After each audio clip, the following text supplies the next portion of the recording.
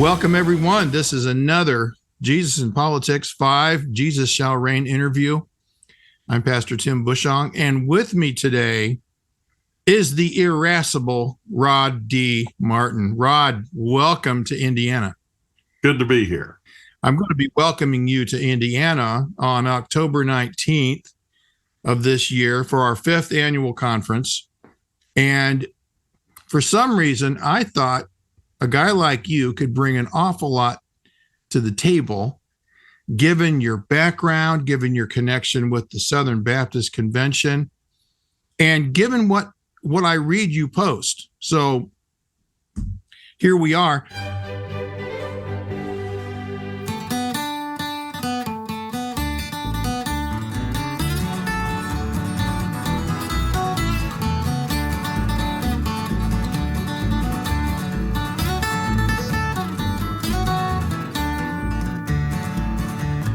Children are hungry, my dog needs a bone.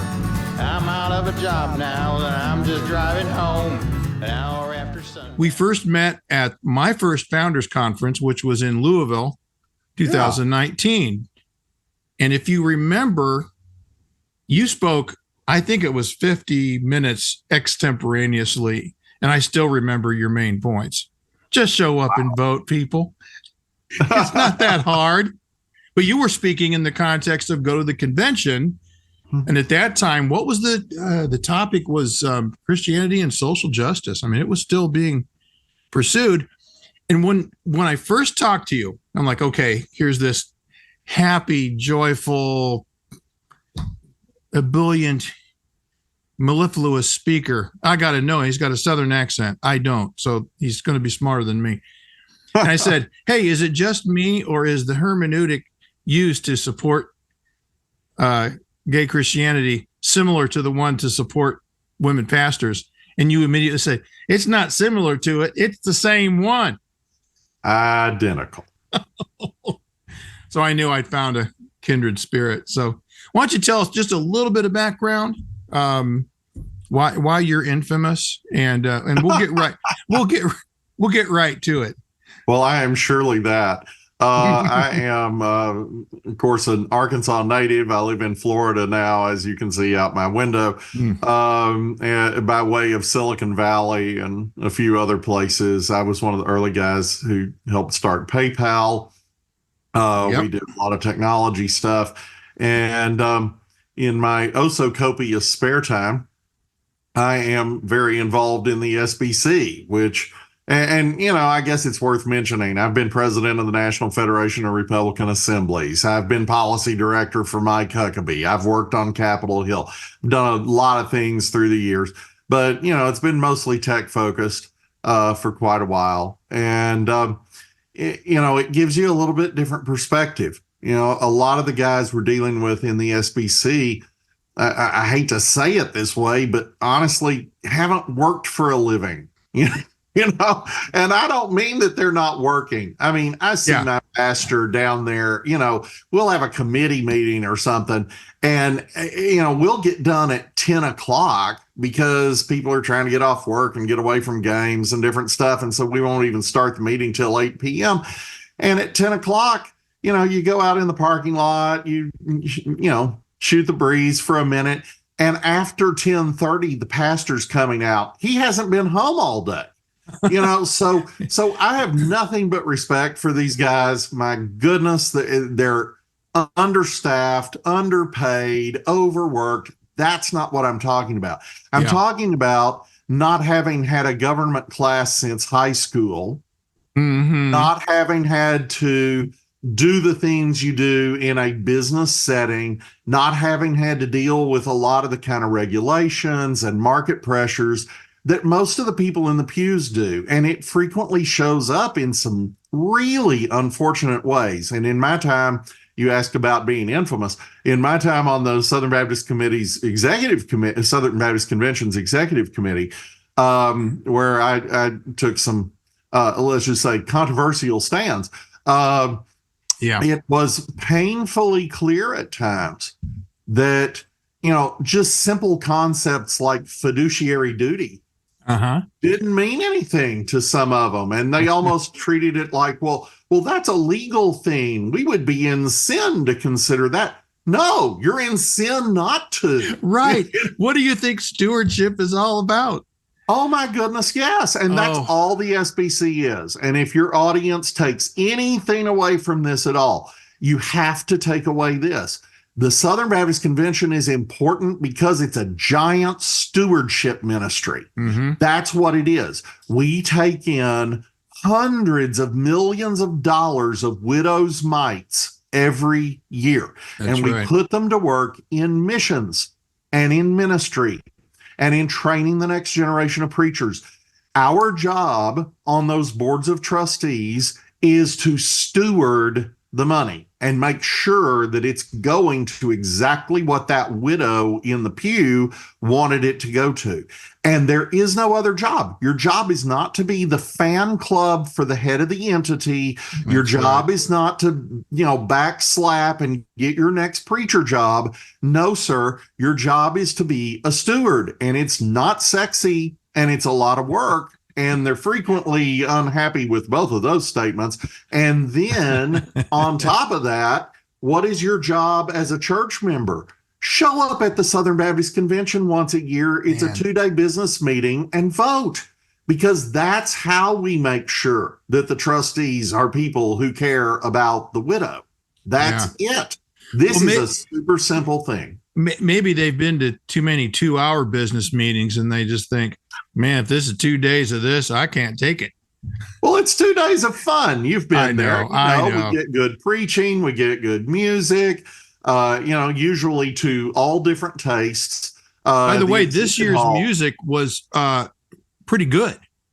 Oh, yeah. And the exhibit hall is almost as much fun as the one at the National Rifle Association. So, it's a big old great time. But yeah, we are not there to have church camp. Right. We are actually there to do the business of stewarding hundreds of millions of dollars a year, reaching the world, reaching the lost. If that doesn't matter, if that's not worth giving up 2 days a year for, let's stop kidding ourselves. Go join the garden club. Yeah. You know what? And I could probably, because I was there in 2021, and oh boy, did I take copious notes. Boy, that was fun. Oh, that was something else, wasn't it? It was. And we could spend a lot of time talking about the SBC. See, what's interesting is I remember from your first talk, Founders Louisville, you made that famous statement that's almost a stereotype. I was a Southern Baptist before I was a Christian, so which is absolutely true, right? If it was me, I'd say, I was the missionary church before, wherever it was. But and so you got a lot of skin in the game. You've got a lot of experience dealing with groups of people. My background is entirely different. I was completely off the rails into hippie land, rock and roll. But I was the leader of a band, and we would travel in a school bus with a van and set up a huge production and stay in a nightclub in Fort Lauderdale for 3 weeks on end and gain a following and then move on to the next town. This is back in the 80s before I was a Christian. My grandma said, all this leadership it's going to prepare you for what God really has for you someday. And I thought, I don't know about that. It's true. When you have to, and I think what you're talking about with these pastors, back to your working in the real world, think about it. You got the young kid with stars in his eyes, and he graduates from youth group in high school, and he immediately goes to seminary. And then he's put in a youth pastor position. Then they make him the senior pastor, and he's just got all these ideas. Here's how we're going to do it. I've seen the light. And how do you relate to the man in the pew who is a diesel mechanic making 3 times what you do and working more hours? And from your perspective, as someone who's in the tech world or in the business world, where you have these, my eyes just roll back in my head at just the thought of having to sit through meetings, right? But they're necessary. Robert's rules aren't there just because somebody wants to be uptight. It's so that there's order and decency, and we all agree to these terms. Yeah, Robert's Rules is not some onerous burden on us. Right. It's how we make sure that every voice in the room is heard, because without those kinds of things, whoever's on the platform just runs roughshod over everybody. And that's just how it works. But to your other point, first of all, your experience organizing cannot help but be beneficial to the church.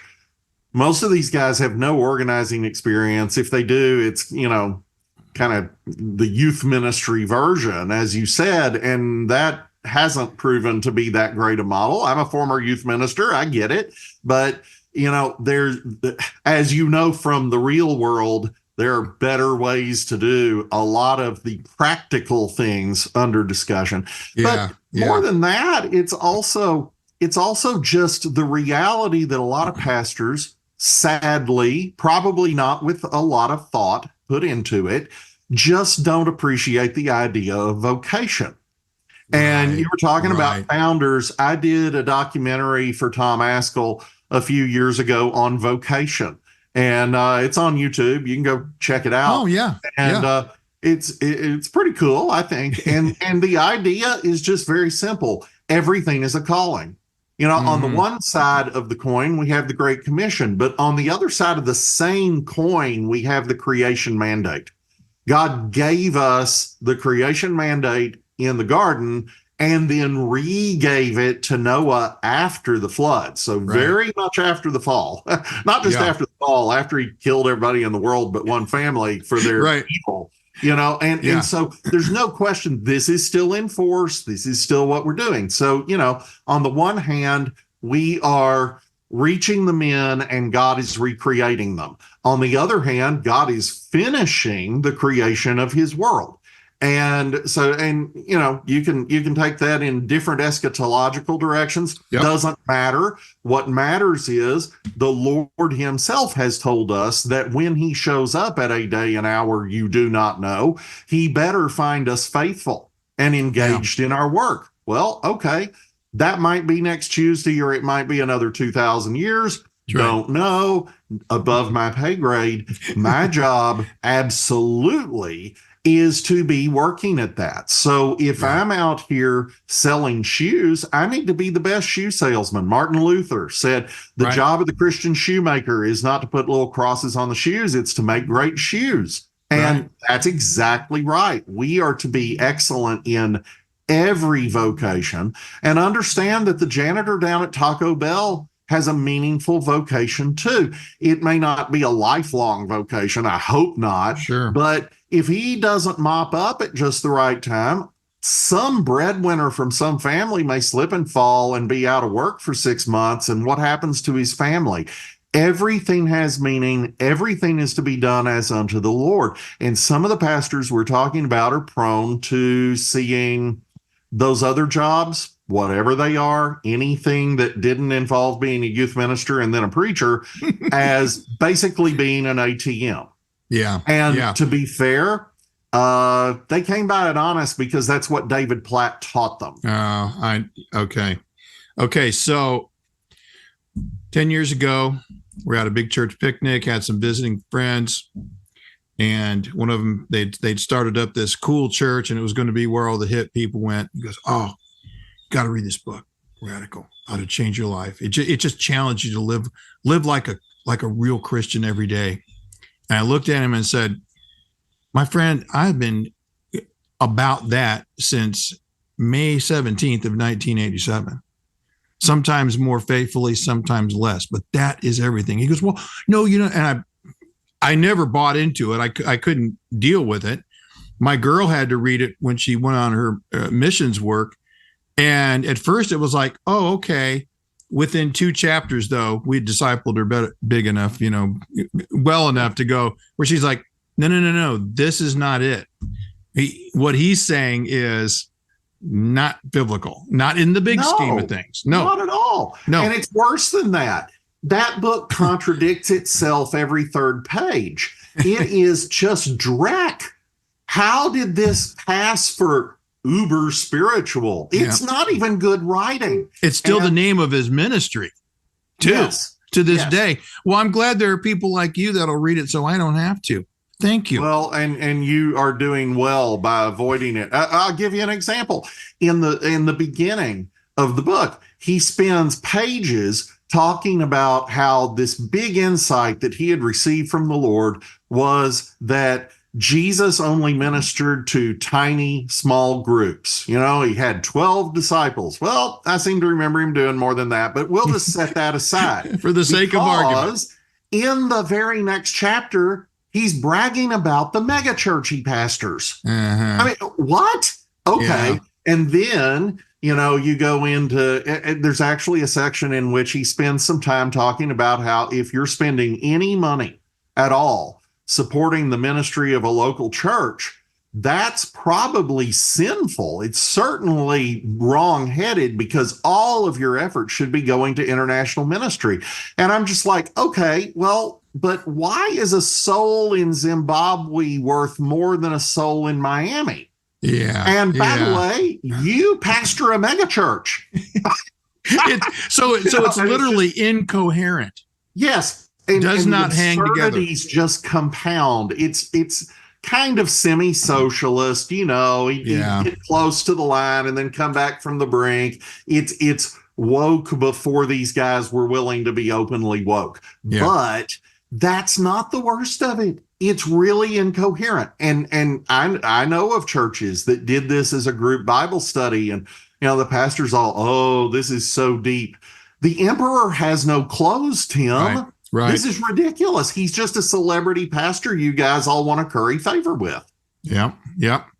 And he always does that vocal fry at just the right moment. You ever notice that? It's the curse of the millennials, but no. So I think one of the things that I've noticed, and I'm older, I'll be 64 in December. I'm one of those. I'm 54, so I'm one of these old guys. I'm an Xer. I'm so old, right? I'm a young boomer, late boomer. We're a little Being more. Being an Xer, I can't help but be contrary. Well, they say that the 60 through 64 boomers are actually emotionally closer to Xers in that we are more cynical. We're less trusting of institutions as they stand. So that the older boomers all said not to trust anybody over 30 and don't trust the establishment and don't do any of those things. And rage against the machine. They become the machine. Yeah, and there's a whole thing there where, isn't it ironic though that now everything's upside down, topsy-turvy? I mean, I remember the 1972 election because Mad Magazine satirized the 1972 election. Mm-hmm. So where did I learn about all the candidates? McGovern and Nixon, and then of course it was Mad Magazine, and they were funny. Was it Edmund Muskie? Oh yeah. Oh my goodness. So anyway, where was I going with that thought? I can't remember. The idea is that now the party that would have been for free speech and for more liberty, that is libertarian or libertine liberty, is now the party of Ma Grundy and censorship and against free speech, justifying all this Marxist stuff. It's the Democrats. Yes. And how did that happen? I think partially. So I was going to go back to David Platt. I was inoculated early on by a guy named Francis Schaeffer. Yes, amen. And that's one of those, once you see it, you can't unsee it. That's right. Then I found out, he's Kuiper for dummies. Yeah, pretty much. Oh, okay. And it's distilled Rushdoony. Okay, got a little of that in there. I'm going to give him that, So my antenna are up for the Gnostic pietist thinking, anti-vocational. I mean, like you quoted Martin Luther, God feeds the world through these lowly farmers. Thank God for them, Yes, and they aren't just an ATM for the church. This is the thing. Right. They are that. And thank God we get to be that. What a joy to get to give to the ministry of the Lord. this is a glorious thing. The tithe isn't for God or for the church. The tithe is for us. It's like going to the gym. Not that I would know a lot about that, but showing up down there, what do? You deliberately lift weights. Yeah. So that you become stronger. We tithe because that helps us exercise our faith muscles, that God will take care of us even if we give up 10%, which, by the way, just 10%. Are you kidding? This is the creator of the universe. He could demand 90 if he wanted to. Nancy Pelosi wants to. Yeah. Yeah. What did FDR want? 100. Seriously. Even his own handpicked Supreme Court justice said that's a bridge too far, old Franklin. And I think too that when we think in these bigger picture things. So let's look at the scenario before us politically in 2024. Mm-hmm. We've got a person who is a brash, sometimes foul-mouthed New Yorker who was president once, and we did pretty good under him. And who is probably not a believer. That's right. And who governed better than he campaigned. Much better. Much better. Much better. And who, to the surprise and I think dismay of many, kept many of his campaign promises. I would say nearly all of them that he could. I mean, the ones he didn't were things where he tried and got beaten. So, I mean, I was amazed. I was for one of the other guys. Ted Cruz is an old friend. And I bundled for Ted, and we'd have long phone calls strategizing on things, and we nearly got there. He came very close to winning that. And so I was kind of horrified when Trump got it and really kind of flirted with the same thing everybody else did. Do I really want to support this guy or not? But the truth is he absolutely kept his word again and again and again and again, which is part of why they always want to call him a liar.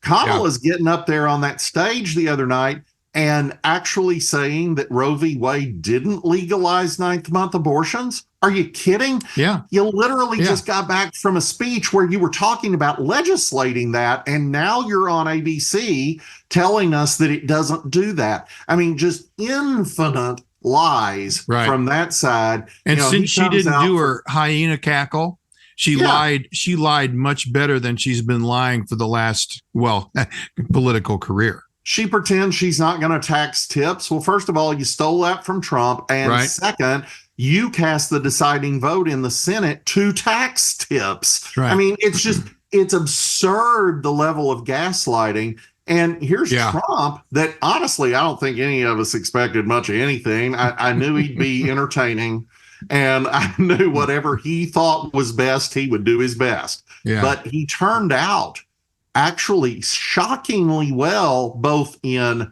promise keeping and actually in governing and appointments. And there were a bunch of appointments that turned out really badly, like Rex Tillerson and Bob Barr and Mattis and so forth. But there were so many that were amazing, like, Ben Carson is just one of the most brilliant people on this earth. Yeah. And, that doesn't necessarily translate from brain surgery to being a cabinet member at, housing and urban development. But he was incredible. Yeah. And Trump had all of these Christians who, by the way, would have never gotten a smell in the Bush years. They never would have been appointed by a George W. Bush administration, wouldn't have been allowed to come visit the president in the White House. They were running the White House. They were running the cabinet departments under Trump. And it was amazing. It was just unbelievable to watch. So yes, absolutely. I remember I preached the Sunday after the 2016 election. And I said, this is a small open window. This is not a verdict on ethics or anything of that nature. This was an anti-Hillary vote. And we're basically saying we're going to take our chances with this guy. I think it might work out. And then it actually did. That was my take exactly. Yeah. And let me add one important detail that many of your viewers may not remember. It was also a referendum on who got to fill a vacant Supreme Court seat that had been held by one of the absolute conservative lions of all of American history, Antonin Scalia, a brilliant jurist, one of the true scholars of our time, and he dies in February of 2016. Now, you'll recall it was Joe Biden all the way back in 1991 when he was chairman of the Senate Judiciary Committee who told us that if that George H.W. Bush sends up a Supreme Court nominee in 1992 in an election year, that is dead on arrival. We will not touch that with a 10-foot pole. Right. And then, the American people have a right to a referendum on that. Well, guess what? Barack Obama sends up Merrick Garland as a Supreme Court nominee. Right. And to Mitch McConnell's eternal credit, he blocked that nomination until after the election. That was smart. On the assumption that we'd either get Garland or worse, because he thought Trump was going to lose, but he wanted to at least give the people a chance to speak up. And they did. That is probably the principal reason Trump won. And then he gave us 3, certainly not perfect, but tremendous Supreme Court justices, and overturned Roe v. Wade. Praise God. Wow. Praise and God. That's just one piece. I mean, the decisions this summer, overturning Chevron and all these things. Most of your listening audience won't follow that. That's pretty inside baseball for the lawyers. But, it's amazing stuff. Yeah. And things that really matter to the conservative movement. So they look at Trump and they say, well, he's not a true conservative. Does it matter if the outcome is more conservative than the guys who were? Oh, infinitely more. And some have even suggested that because of those 3 Supreme Court nominees that he got through, he is consistently more applicationarily pro-life than Reagan, than Bush the first or Bush the second. Well, I'll give you a perfect example of that. Donald Trump gave us the first pro-life Secretary of State in American history. I mean, maybe there was one before Roe, but there hasn't been one after, except Mike Pompeo. And you say, well, why does that matter? Because we're party to all kinds of international agreements and conferences that set policy on abortion and euthanasia and all kinds of things, literally all over the world. We're just 4% of the world's population. 96% of the population of this earth is facing our State Department on things like China's one-child policy. Now, mercifully gone, but still, China forced more abortions on women than all of the abortions that have taken place in the United States. Forced abortions. There's no choice in that. And Mike Pompeo was there fighting for the good guys for the first time ever. Donald Trump did that. Nobody else. Yeah, that's a great point. So obviously, come November, it's a binary. It's either that man or it's Kamala Harris. Well, who up until more binary than that. It's even sharper than that because you see what's happening. Her VP nominee, Tim Walz, has said repeatedly, there is no First Amendment protection for misinformation. Right. Okay. Well, if you don't examine that closely, that sounds good. No, because somebody has to decide what is and isn't misinformation. What he's really saying is the government has the right to decide what information is allowed. Right. Well, that means there is no First Amendment. That's what we're seeing in Brazil right now. That's what we're seeing in England right now. So don't think it can't happen here. And that's exactly what they're seeking to do. And you say, well, the Supreme Court would never allow that. Well, I'm sorry, Clarence Thomas isn't going to live forever. That's right. And the next president is probably going to appoint his replacement. And so pretty soon you have a rubber stamp Supreme Court that says, well, sure, there's no First Amendment protection for you to have church and preach on Romans chapter 1 or whatever suits them this week. Yeah. And you're no longer a free country. And I'm sorry, once you lose that, you usually don't get it back. Yeah, rights are not bequeathed on the same level that they are removed. That's for sure. Yes. And we believe, and this is crucial, we believe that rights are granted only by God. That's right. That they are granted to the people who delegate some powers to our government. Right. We get to take those back too. I mean, we have a mechanism for a constitutional convention, as we have used in the past, and so forth. Government does not give us our rights. So government doesn't have a power to take them away. The left's position is the exact opposite. First of all, there is no God, but government is kind of your God, and it grants you whatever it chooses and not one thing more. Yeah. So outside the four walls of whatever you do in your church is fine, according to our standards. Until they change those standards. Exactly. That's exactly the thing. Right. Well, then, and Schaeffer famously said, if there's no greater authority, Romans 13, above that servant of God, then that servant of God has become God. It's de facto. Yeah. So between, it's just so interesting how quickly things change now. My dad was born in 32, and sadly he passed away in 94, but even the changes he observed in the 80s were shocking to him. The satellite news and how quickly you can get information. Hey, Dad, I'll see you someday, but right now it's like 10 times that much. And we get information so quickly.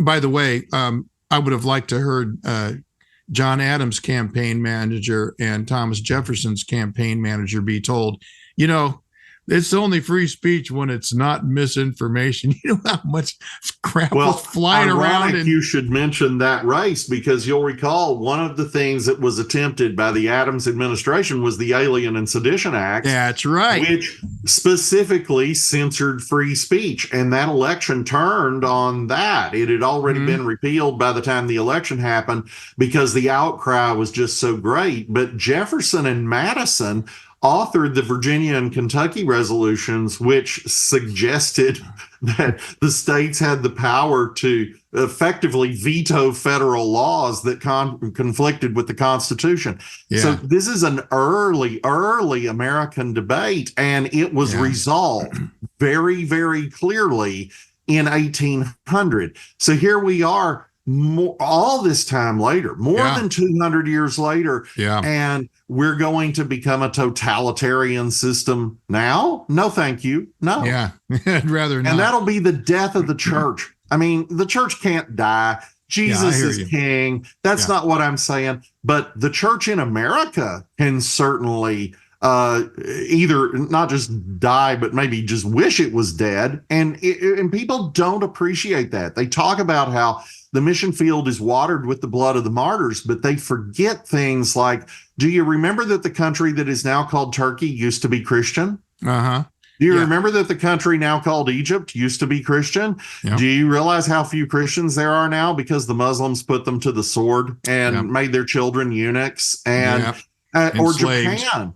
I watched Shogun recently, and that's a fictionalization of the origin of the Tokugawa shogunate. And when Tokugawa came into power, there was a huge and growing Christian movement that was sweeping Japan. Tokugawa made them all stomp on a crucifix or be executed, and he wiped out nearly every Christian in Japan. They are still less than 1% of the population. Half a millennium later. So yes, you can't stamp out the church, but you can stamp it out here. Your family can die. Yeah, and I've got 5 grandchildren now, and that's part of my motivator. It used to be, well, I got kids. I want their future. Now I'm seeing their future being played out by these, little children who are, I think, Lisa's 8 and 7 and on down, and I'm thinking. So this brings me to I think our final question today. I know you've got a hard stop coming up. What is the possible rationale for Christians supporting a candidate whose stated positions are antithetical to righteousness, to liberty, to economic freedom, to all the things that we take for granted right now? We're even seeing the effects of them start to be attenuated a bit. What possible rationale is there to say, yeah, I'm going to make a positive choice for that woman? Well, let me hit that from two different directions. Okay. You know, we get told by our purist friends that, you know, I am not going to choose the lesser of two evils. Well, everyone's a sinner, so you're always just picking the better choice. That, you know, you're just framing it as a false dichotomy. That's not how that works. If I'm in Cuba and I get to vote on either Batista, who was the kind of sort of dictator before Castro, versus Castro, who is a for sure full out dictator and murders people right and left. Oh, I'm voting for Batista all day long. You know, there's no question. The people running against Adolf Hitler weren't good, but I'm voting for them. You know, this is a no-brainer, right? Yeah. Okay, so that's one side of it.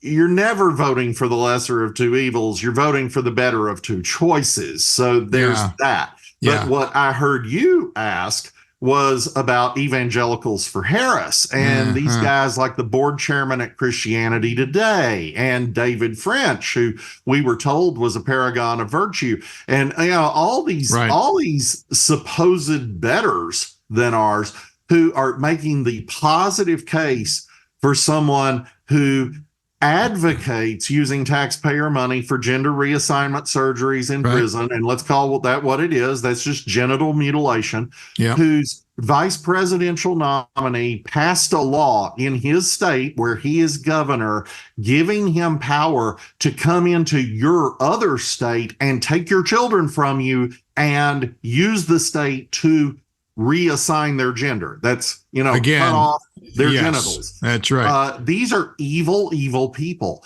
And these are people who are evil on other scores. Unlimited abortion through the 9th month, but it is worse than that. And Trump was right. That's right. Tim Walz personally is responsible for the policy in his state that requires hospitals not to report if they leave a baby to die after birth.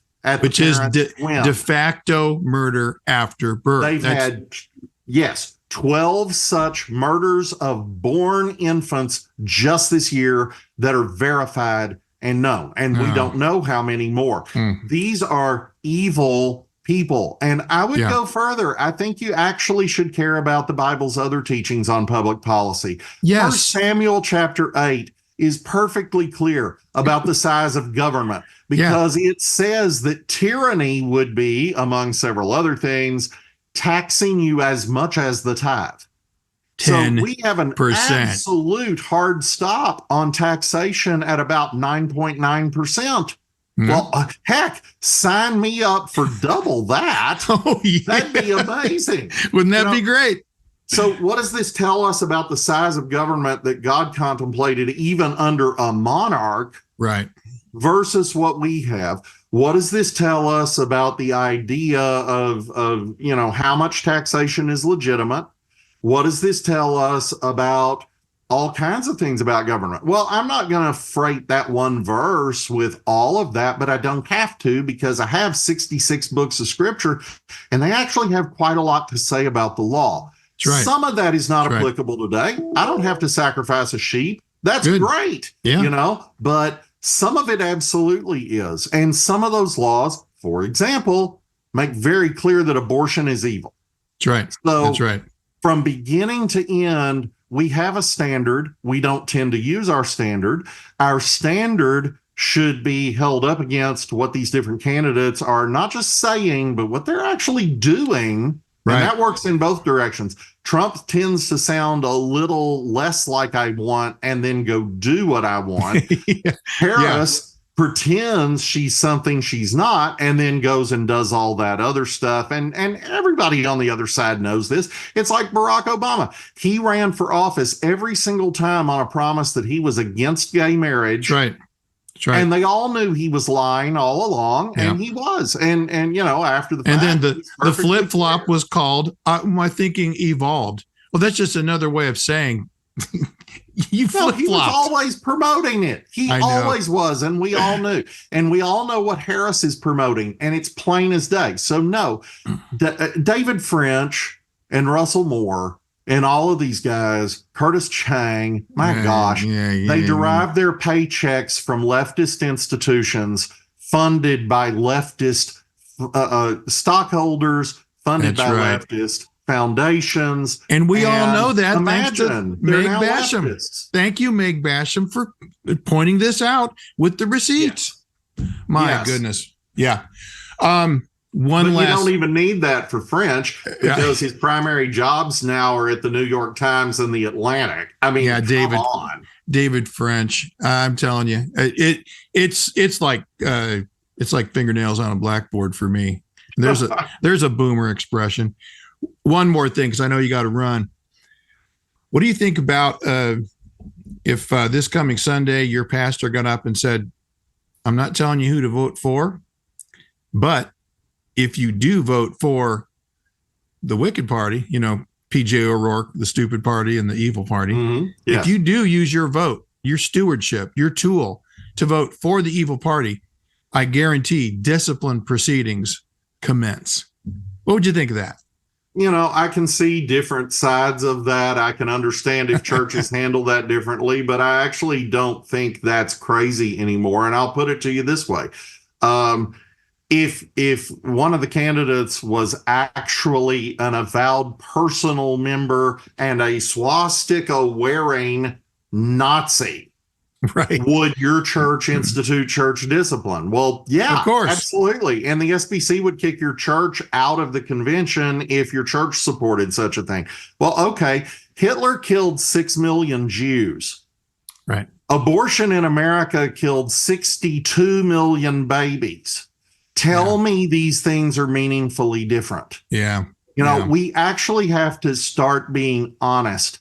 This is not your grandfather's Democratic Party. This is a Democratic Party that literally booed the mention of the name of God on national television. That's right. This is a party that has absolutely gone as hard against everything in Scripture as it possibly can.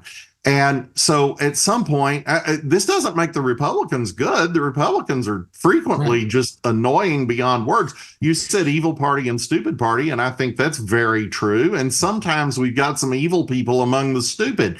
But just because this isn't perfect doesn't make this okay, or much less equivalent.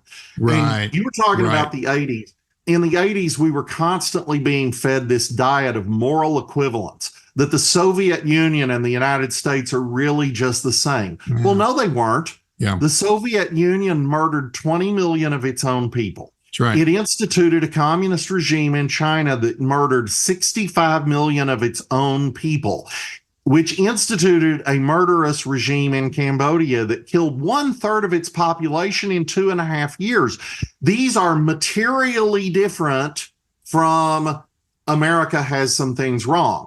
Yeah. And the only caveat to that would be abortion, but the abortions in the countries I just named are off the chart orders of magnitude greater than what we have here. And to be perfectly fair to Americans, most of them still don't understand the issue. They still don't understand what's going on. And that's on us. We've done a bad job of articulating the message that that's a baby. And for heaven's sake, save the baby. Yeah. But that's on us. There's a material difference between the choices facing us, and it does matter. And you bet it's sinful to go one of those two ways. And let's just call it what it is. Kamala Harris, Tim Walz, and the Democratic Party.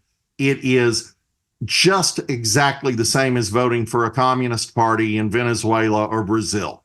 That's right. That's right. Yeah, if it walks like a duck and talks like a duck, it's a Marxist. So it is a duck. Yes, it is a Marxist. Well, Rod, I really look forward to having you speak at our conference. I think I might put you in the after lunch spot, because no matter what, that's usually the tired spot. And if you get up and do your thing, everyone will wake up. How about that? That could be true. Could be, right. Well, listen, thanks for joining us today. This has been very, very helpful, very interesting. It's November. I'm sorry. Yeah, November is coming. October 19th at Maple Grove Church, sponsored by my church, Syracuse Baptist. And among the speakers is this guy, Rod Martin. You don't want to miss it. Thanks so much. We'll see you next time, and God bless. Thank you.